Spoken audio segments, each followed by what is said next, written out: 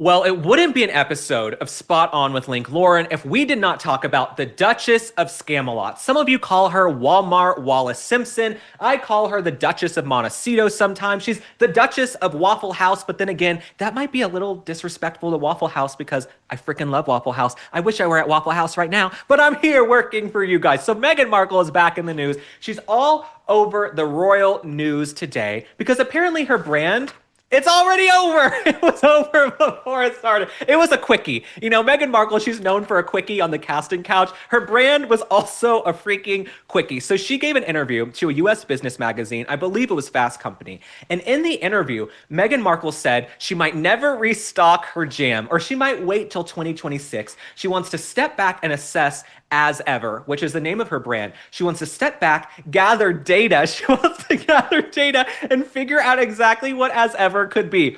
What data is Meghan Markle gathering? Is she like in the mainframe gathering data? I think only a handful of people bought the jam and jelly, and most of them were journalists who just wanted to eviscerate and look at what the ingredients were. And the ingredients were probably toxic. In my opinion, I would not be eating her jams, jellies, and dog biscuits. But Meghan Markle, she's done. It's, only what, May of 2025, and she wants to wait till 2026 to restock. I'm here to tell you, if the brand were successful, they would be rolling out more products. This tells us there is no demand.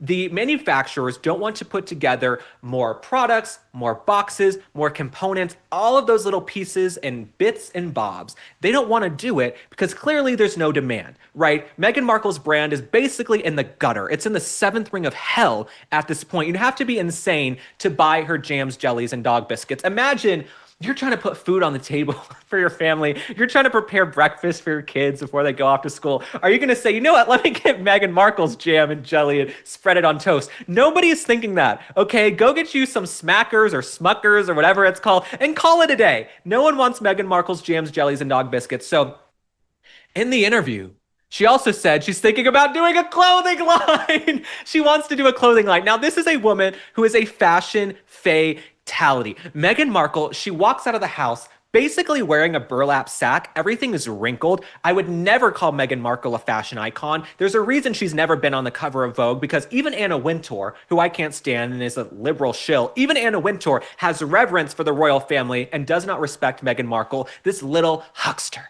This little huckster, all right? So she walks around in these billowing pants that look like parachutes you could jump out of a plane with. If you're listening to us online, come watch YouTube and you'll know what I'm talking about. But Meghan Markle, the fact that she's talking about launching a clothing line in 2026, what about having some good fashion, right? What about buying a steamer or an iron? You've got hundreds of millions of dollars from Netflix allegedly, and you can't afford a steamer. Everything you wear is wrinkled and misshapen, but you want to start a clothing line. Meghan Markle at this point, she's a reality star. I wouldn't even say she's on the Kardashians level. She's like kind of a D-list housewife. Like if you watch The Real Housewives, they have the cast and then they have the friends of. She would be a friend of. Right? I don't even think Meghan Markle could get cast on like Bad Girls Club or Survivor.